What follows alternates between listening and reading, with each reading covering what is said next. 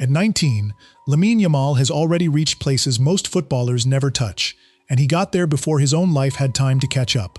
The boy from Rocafonda turned 304 into a global signature, became a European champion at 17, inherited Barcelona's number 10 at 18, and lifted the World Cup at 19. But the cost had begun appearing long before that final celebration. In the treatment room, outside his home, in the cameras waiting for him, in a body repeatedly asked to recover in time for the next match.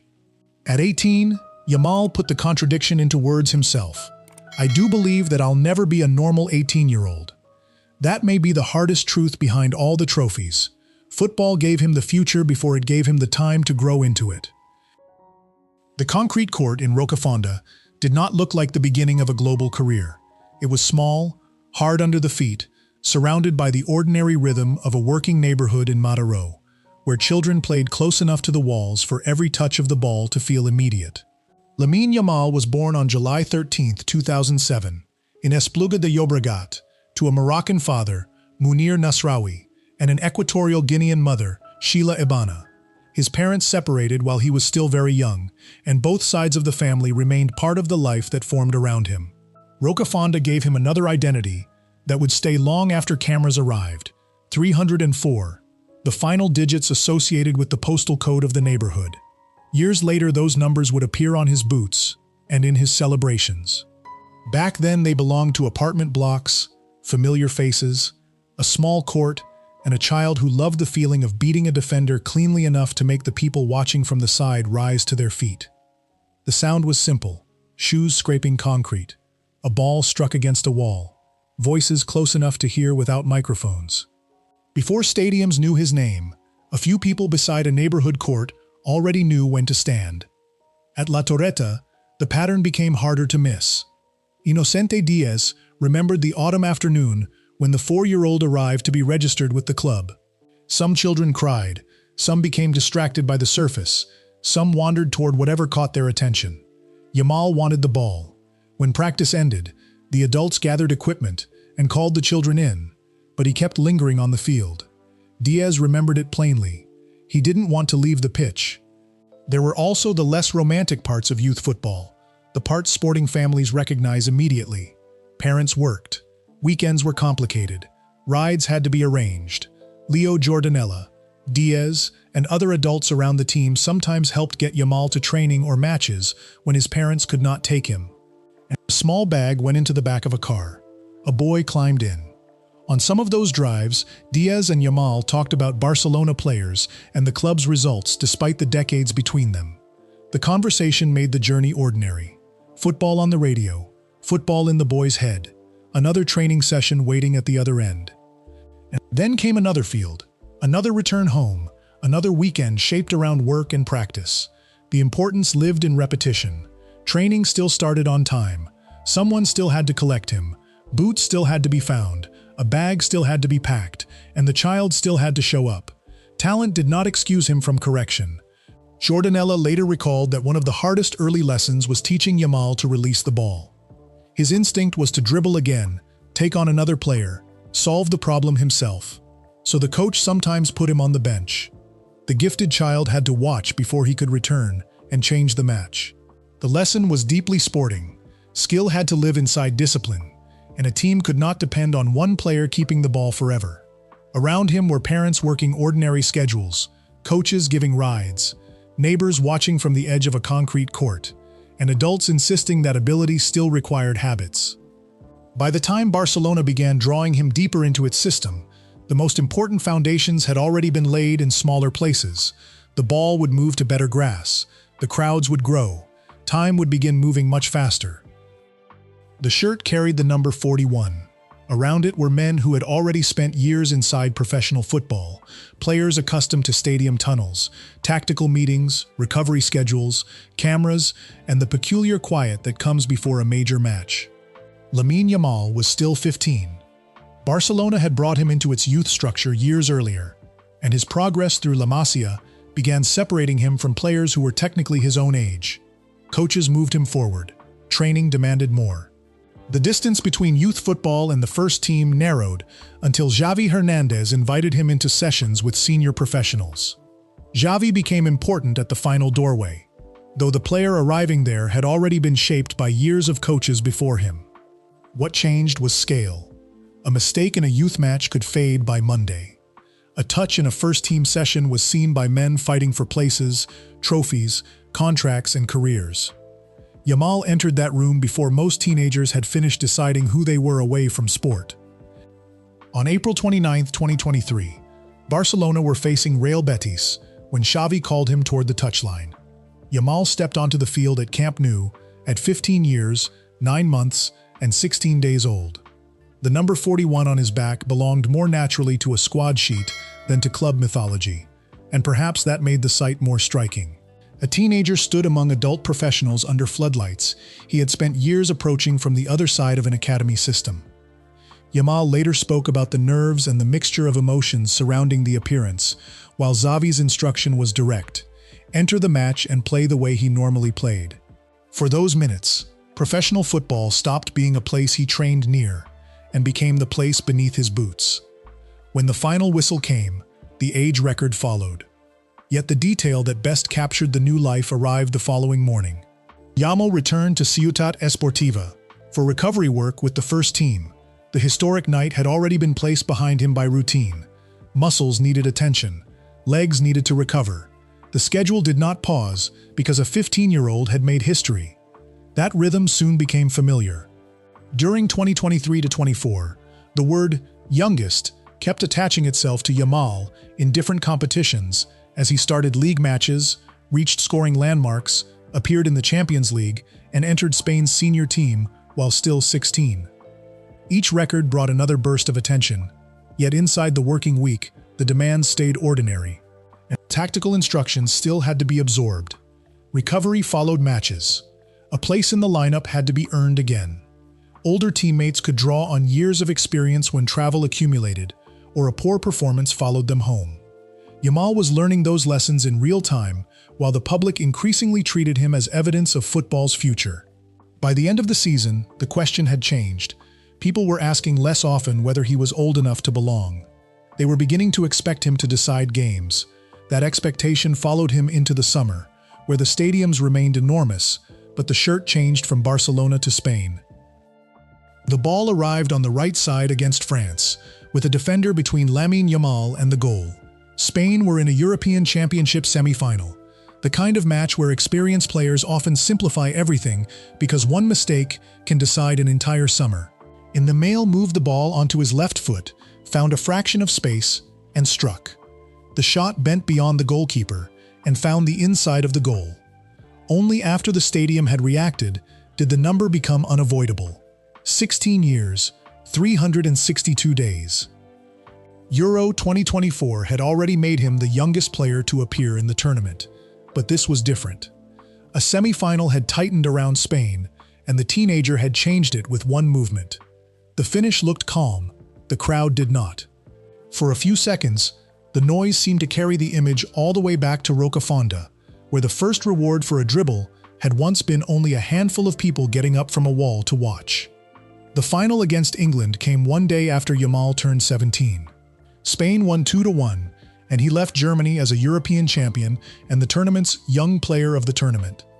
The medal mattered beyond the ceremony, because it altered the way opponents, coaches, and supporters would look at him from that point forward. A gifted academy graduate can still be protected by possibility. A European champion is expected to deliver. Under Hansi Flick, the following Barcelona season put that expectation inside the weekly routine. Yamal became increasingly central to the attack, stretching defensive lines, creating chances, and drawing specific plans from opponents who no longer treated him as an interesting teenager.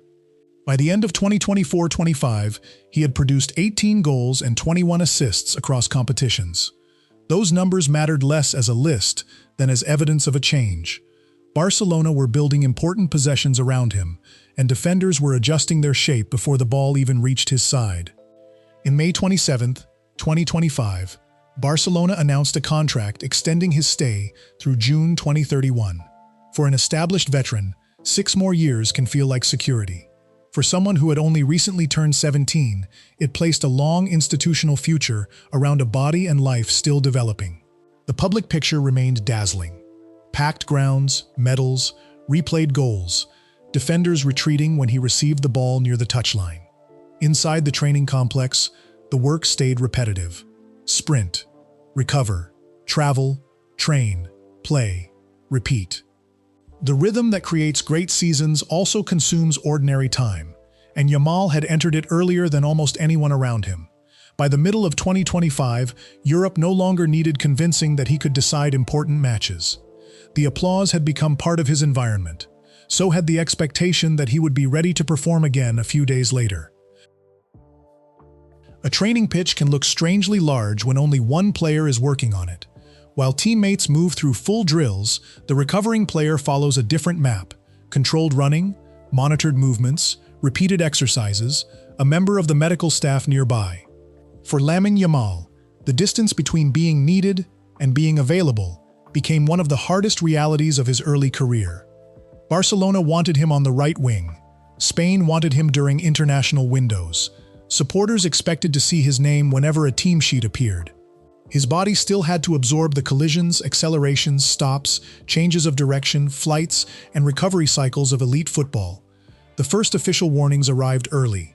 In October 2023, Barcelona reported an issue involving the iliopsoas muscle in his left leg.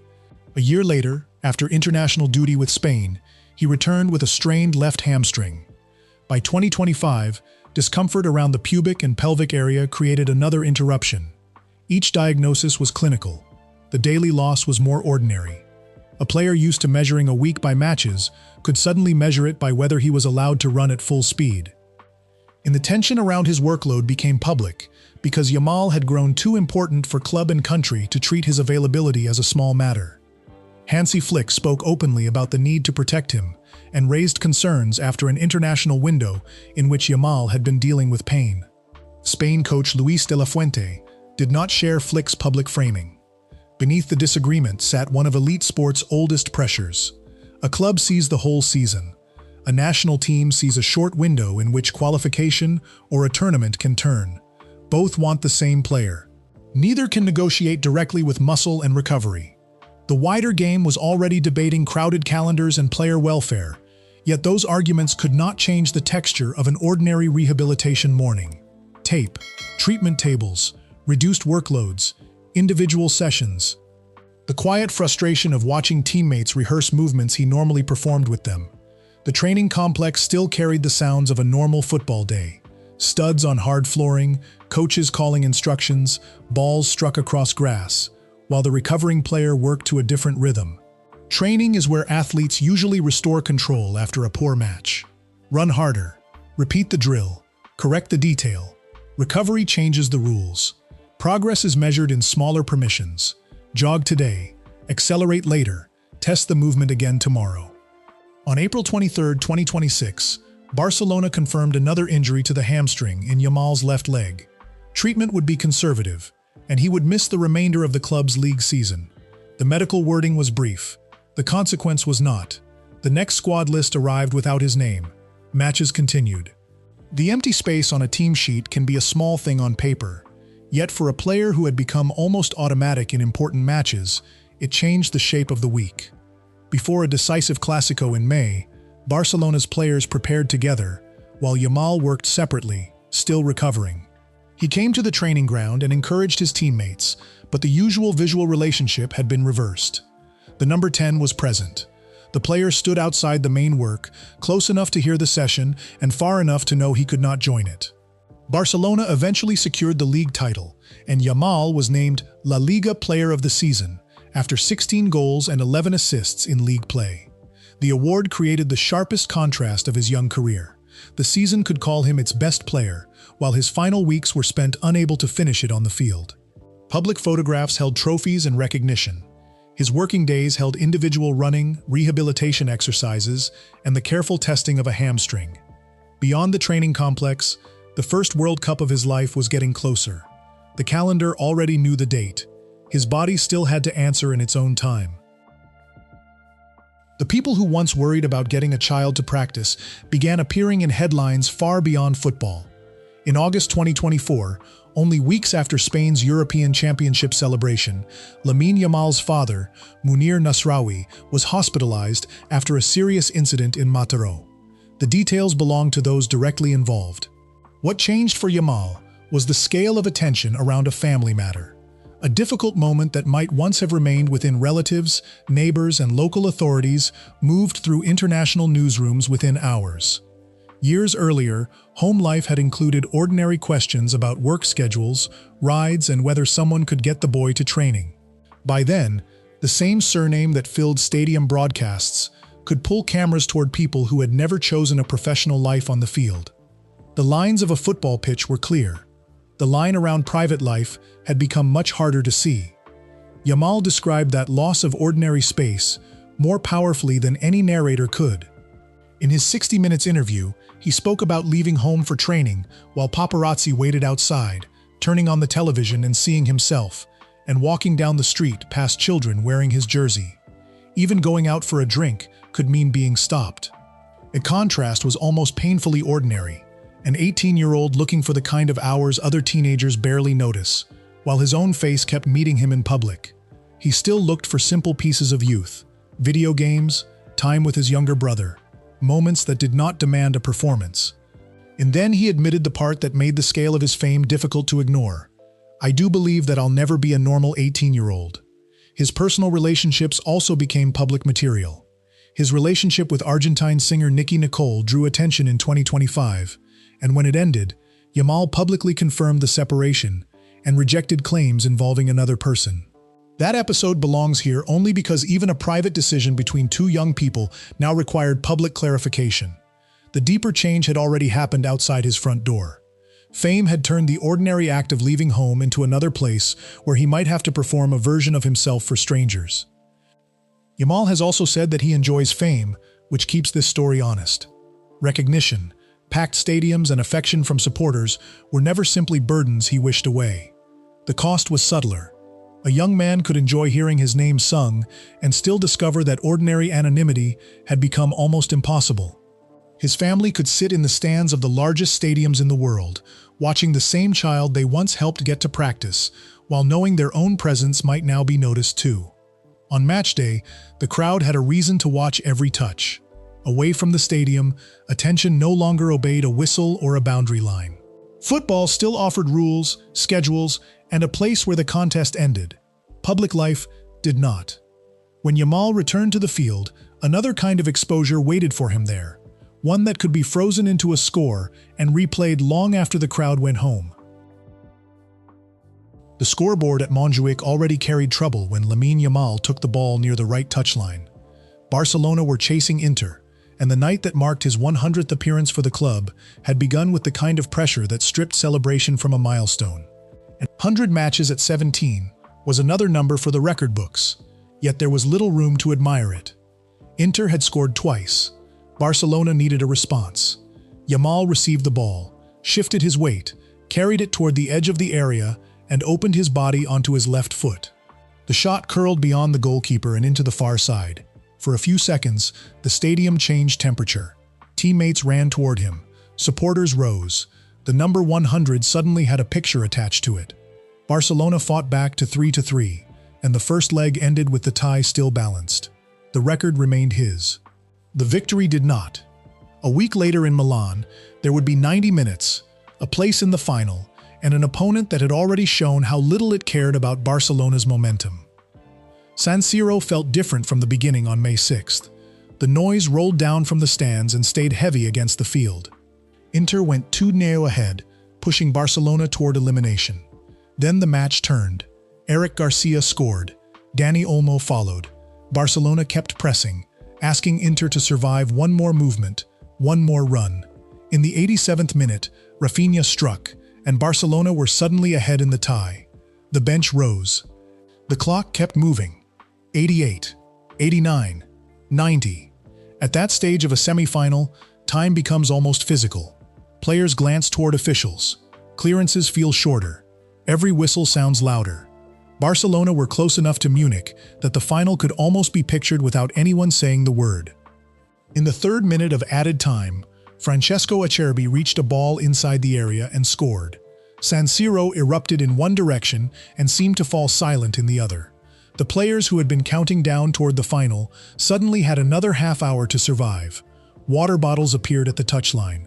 Coaches gathered tired bodies for instructions. Extra time began on legs that had already spent 90 minutes chasing the same dream. Davide Fratesi found the goal that put Inter ahead again. The scoreboard settled into a shape Barcelona could not escape. 4-3 on the night, 7-6 on aggregate. One image remained. Yamal received the ball where defenders already knew he wanted it, shifted onto his left foot, and sent a curling effort toward the far corner. The movement was familiar. A similar arc had found the net on another great night. This time Jan Sommer stretched across the goal and reached it. The ball changed direction and stayed out.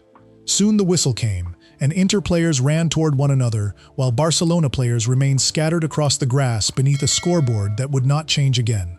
For the television audience, the night could already be cut into highlights. For the players, there were still the slow steps away from the field, the tunnel, the changing room, and the ordinary fact that the season would continue without the final they had nearly reached. Hansi Flick later spoke of disappointment, pride, and the need to learn. On the field, the lesson needed fewer words. Yamal had played one of the largest matches of his young life and still had to leave the competition. His 100th appearance had carried another record. San Siro supplied the other side of elite sport. A performance can survive, the praise can survive, and the team can still go home. A defeat could be measured in goals. The pressure waiting beyond the score would be harder to calculate. The Bernabeu was still loud when Lamine Yamal's goal appeared on the giant screens. Barcelona were winning heavily in Madrid, and a teenager had just scored in one of football's most exposed stadiums. What followed had little to do with the quality of the finish. Discriminatory insults based on race and origin were directed toward Barcelona players, including Yamal, and the response moved beyond the stadium as Real Madrid, La Liga, and authorities addressed what had happened. Yamal was 17. Millions already knew his name, his face, and the movement of his left foot. Visibility had placed him at the center of football's brightest nights. It could not stop some people from reducing him to where his family came from. The contradiction sat beside the applause. The same young player could be celebrated for what he did with a ball and judged for an identity he never needed to explain. The pressure changed shape when he turned 18. Barcelona placed the number 10 on his back, a shirt that carried an archive before Yamal ever touched it. Ronaldinho had worn it. Lionel Messi had worn it, while turning the number into something larger than fabric. The club offered the shirt as trust. Outside the training ground, the comparisons arrived immediately. Successor, heir, the next Messi. Then an old photograph returned to public view. It had been taken in 2007 during a charitable calendar project connected to UNICEF. Messi was a young Barcelona star. Yamal was only a few months old, with his mother after the family had been selected through a raffle. One image showed Messi holding the baby, who would eventually wear Barcelona's number 10. Its power came from chance. Nobody in that room could know what football would later place around the photograph, yet years later the image became almost impossible to separate from the comparisons surrounding Yamal. Inside the locker room, the shirt still came down to a simple task: put it on, train, play, recover, return. Outside, the number carried stories other people were already writing for him. Yamal had learned how quickly a performance could become a headline, how ancestry could become public judgment, and how a photograph from infancy could be turned into a story about the future. In 60 minutes, he reduced the noise to one plain sentence: "I want to follow my own path." There was little reason to decorate it. The defender in front of him still had to be beaten. The pass still had to be made. The next session still started on time. By the spring of 2026, even the comparisons could wait. His first World Cup was approaching, and the immediate question was whether he would be ready to step onto the field. The first World Cup match of Lamine Yamal's life began with him sitting down. Spain walked onto the field against Cabo Verde. The anthem ended, the whistle blew, and the player accustomed to being followed by cameras remained on the bench. He had arrived at the tournament after a period in which recovery had dictated his preparation, and the opening match reflected that reality more clearly than any speech could. Spain searched for openings and found few. Yamal watched from a few yards beyond the touchline, dressed for the game but separated from it by the simplest object in football, a seat. Around him, substitutes rose to warm up, sat down again, watched the clock, listened for a name. For a player whose young career had been built around entering matches earlier than expected, the first World Cup asked him to wait. Before the tournament, when asked whether he believed Spain could win it, Yamal had answered with the confidence that had followed him since childhood. In English, yes. Now the 18-year-old who had spoken so easily about the destination first had to wait simply for permission to begin the journey. 70 minutes passed. Then Luis de la Fuente called for him. In the 71st minute, Yamal stood, prepared to enter, and crossed the line into his first World Cup.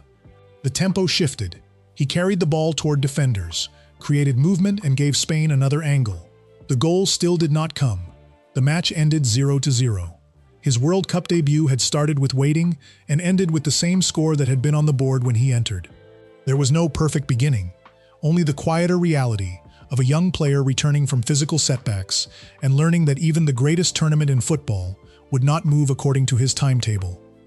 A few days later against Saudi Arabia, he was in the starting lineup. And early in the match, the opportunity came and Yamal scored his first World Cup goal. He was still 18, an age when most players are only beginning to imagine whether they might one day appear at a World Cup. His place on the field was enough to mark the change. Spain kept moving through the tournament, and Yamal became one part of a team with several ways to win. He dribbled, created space, drew defenders, and finished the competition with more successful take-ons than any other player. Teammates supplied the goals, tackles, saves, and quiet work that tournament football demands. By the time Spain reached Argentina in the final, outside attention could easily reduce the occasion to Yamal and Lionel Messi. The comparison had followed him for years, especially after he inherited Barcelona's number 10, yet Yamal had already made his own position clear. I want to follow my own path. The final demanded exactly that. The match itself resisted the simplicity of two famous names. 11 players faced 11. 90 minutes passed without a goal. Legs grew heavier. Substitutions changed the shape. Extra time began with the caution of teams knowing that one movement could decide a World Cup. Somewhere during that extraordinary run, Yamal had also turned 19. The tournament that began while he was still 18 was now carrying him toward its final match only days after his birthday. In the 106th minute, Nico Williams brought the ball into a dangerous area, and Ferran Torres finished the move that separated the teams. Spain were ahead 1-0. After that, came waiting of another kind. Defensive clearances, tired runs, glances toward the clock, the bench rising whenever the ball went out of play. Yamal had spent 70 minutes waiting to enter his first World Cup match. Now he was waiting for a whistle that could make him a world champion. Then the final whistle arrived. Players in red ran toward one another. Staff spilled onto the field. The waiting of the opening match, the controlled return, and the long tournament were suddenly replaced by noise, embraces, and the bright disorder that follows a final. Yamal was 19 years old, and 6 days beyond his birthday, standing inside a World Cup celebration. His tournament had begun on a bench. Now the trophy was in front of him. Only months earlier, he had admitted that he did not believe he would ever live as a normal 18-year-old. The scene now explained why more clearly than any interview could. Most 19-year-olds are still discovering what adulthood will ask of them. Yamal was already a European champion, Barcelona's number 10 and a world champion. It did not turn the months before into a clean story or make recovery disappear from memory. It simply became part of the same sporting life, waiting, returning, playing, then preparing again. And the confidence of that earlier answer now carried a different weight. In English, yes. For many footballers, a World Cup appears near the final pages of a career. For Lamine Yamal, it arrived while adulthood itself was still beginning. The boots still need to be tied. That may be the simplest way to understand Lamine Yamal in August 2026. The photographs suggest a career already crowded with history, while the calendar says he is 19. Barcelona's number 10 belongs to him, and his contract runs until 2031. Training will still begin on ordinary mornings. Defenders will still study the first touch, the shift onto his left foot, the moment he accelerates. Coaches will still manage minutes and recovery. A medal can remain still in a case. An athlete cannot. The morning after celebration eventually looks like every other working morning. Arrive, change, listen, warm up, repeat the movement until it becomes reliable again. Every season will ask him to begin again, and every session will reduce the mythology back to familiar work. Boots, tape, grass, repetition. In June 2026, Yamal became a UNICEF Goodwill Ambassador. Nearly 19 years earlier, he had appeared as an infant in a charitable calendar project connected to the same organization. The two images sit quietly beside each other. In the first, adults carried him into a photograph he could not understand. In the second, he was old enough to place his own name and attention behind work intended to help children. That is a different kind of responsibility from wearing a famous shirt. It cannot be measured by goals or applause. It belongs to what a young man chooses to do with attention once the attention has become impossible to escape. And beneath the number 10, 304 remains.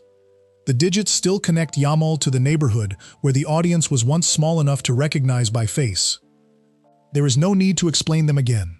It is enough to imagine the familiar ritual before another match. Bend down, pull the laces tight, stand up, walk toward the field. The concrete court in Rocafonda has become a memory behind stadiums much larger than anything the child there could have measured. He once loved making a few people rise when he beat a defender. Stadiums rise for him now. The harder measurement is time. Can a player who reached the future this early be given enough time to grow into it? The answer belongs to years that have not happened yet. For now, there is another pair of boots to tie, another field to enter, and a 19-year-old still carrying 304 with him. If his journey has stayed with you, leave a few words for Lamine Yamal below, and share his story with someone who still believes that discipline matters as much as talent.